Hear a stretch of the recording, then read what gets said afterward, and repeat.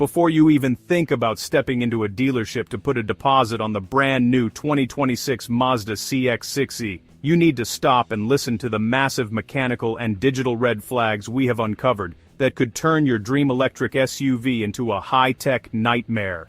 This isn't just another car review, it is a critical survival guide for your wallet, because what Mazda isn't telling you in their glossy brochures could lead to an ownership experience filled with frustration, slow charging times, and a surprising lack of that classic Japanese engineering we've all come to love. If you want to avoid making a $50,000 mistake, you need to watch this entire breakdown until the very last second, as the most shocking revelation about this vehicle's true DNA is something most reviewers are completely overlooking.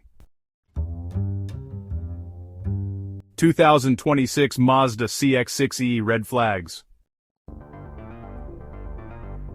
Welcome to Supercar, your #1 source for the raw, unfiltered truth about the most hyped vehicles hitting the road in 2026. If you want to stay ahead of the curve and avoid the hidden traps of the modern automotive market, make sure to hit that subscribe button right now, and turn on all notifications because we are dedicated to saving you money and keeping you in the driver's seat of the best cars on the planet. If you are ready to sign on the dotted line for the sleek rear-wheel drive crossover, you absolutely must pause and consider the 3 major red flags we uncovered during our deep dive into the pre-release data. This vehicle is generating massive hype for its aesthetics and promise of accessible, premium EV ownership, yet buyers diving in blind risk getting a vehicle that feels more like a competent compromise than the driver-focused machine Mazda promises.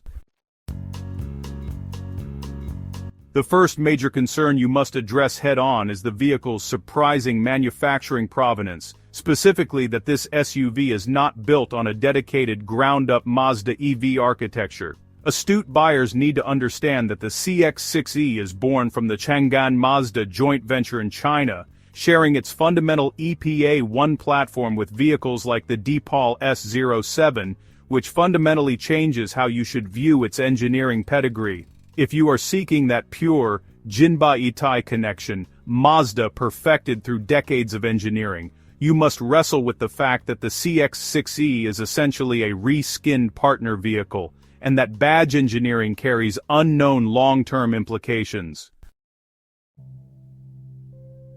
Astute buyers need to understand that the CX-6e is born from the Chang'an Mazda joint venture in China, sharing its fundamental EPA-1 platform with vehicles like the Deepal S07, which fundamentally changes how you should view its engineering pedigree. If you are seeking that pure, Jinba-Itai connection, Mazda perfected through decades of engineering, you must wrestle with the fact that the CX-6e is essentially a reskinned partner vehicle, and that badge engineering carries unknown long-term implications.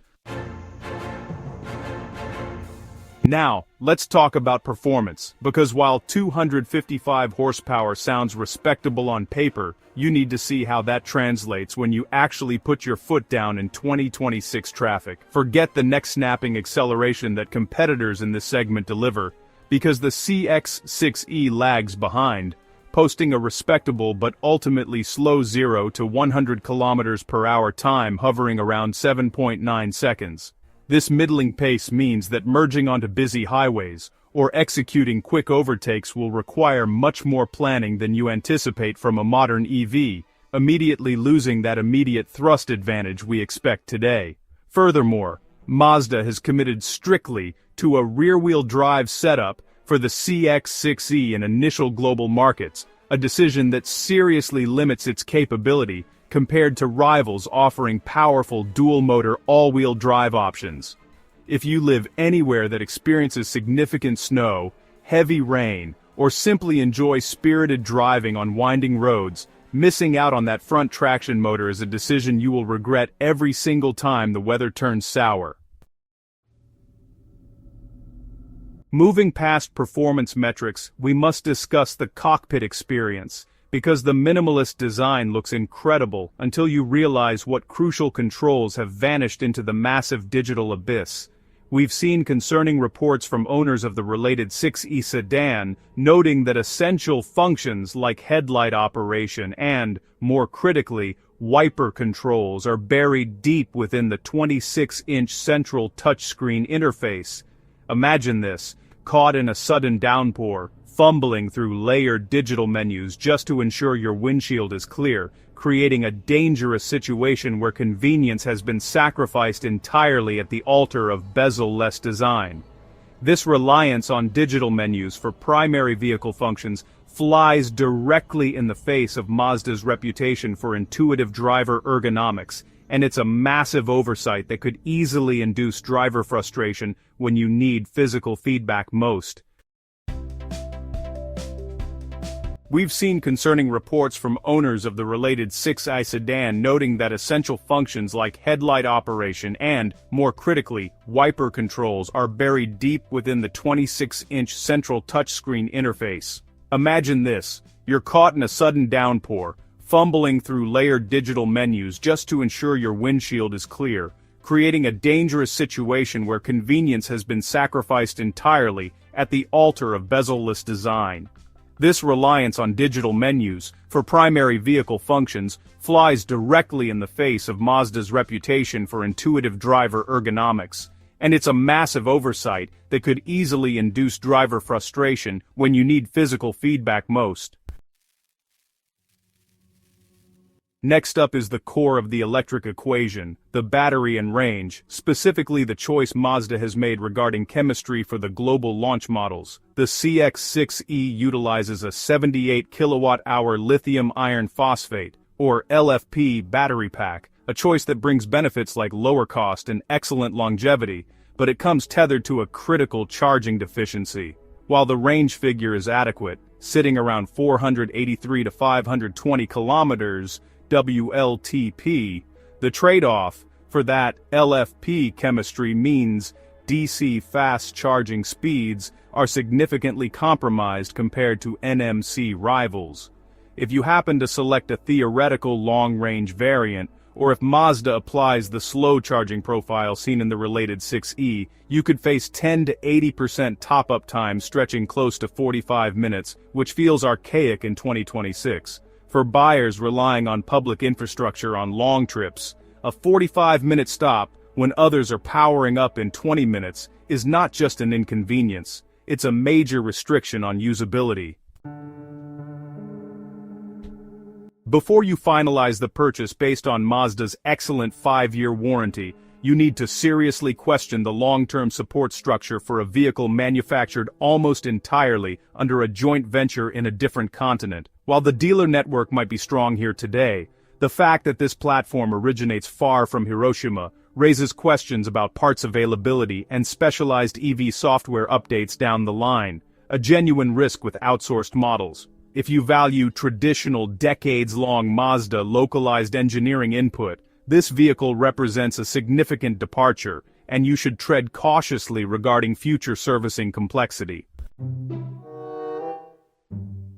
While the dealer network might be strong here today, the fact that this platform originates far from Hiroshima raises questions about parts availability and specialized EV software updates down the line, a genuine risk with outsourced models. If you value traditional decades-long Mazda localized engineering input, this vehicle represents a significant departure, and you should tread cautiously regarding future servicing complexity. The final warning is perhaps the most important. The pricing of the CX-6e is expected to be dangerously close to far more established and capable rivals that simply offer more for your money. While the base price might look attractive, once you step up to the Takumi or Atenza trims to get the features you actually want, like the panoramic roof and ventilated seats, you are playing in the same league as the Mercedes-Benz CLA EV, or the high-performance variants of the Tesla Model 3. When you weigh the slow charging, the middling performance, and the outsourced platform against vehicles with 800-volt charging and blistering speed, the value proposition of the CX-6e starts to crumble. You are essentially paying a premium for a badge and a pretty face, while the substance underneath doesn't quite measure up to the 2026 standard of excellence. In conclusion, the 2026 Mazda CX-6e is a beautiful car that represents a bold new chapter for the brand, but it is a chapter fraught with compromises that the average buyer might not notice until it is too late. From the dangerous lack of physical buttons, to the sluggish charging and the outsourced Chinese platform, there are too many what-ifs surrounding this vehicle to recommend it without a massive asterisk. If you absolutely love the design and only drive short distances, where slow charging doesn't matter, then by all means, take it for a test drive. But for everyone else, we strongly suggest waiting for the first year of production to pass, or looking at the competition that offers better tech and faster performance for the same price. Thank you for watching Supercar. Don't forget to subscribe and let us know in the comments. Would you buy a Mazda that was built on a Chinese platform, or is that a deal breaker for you?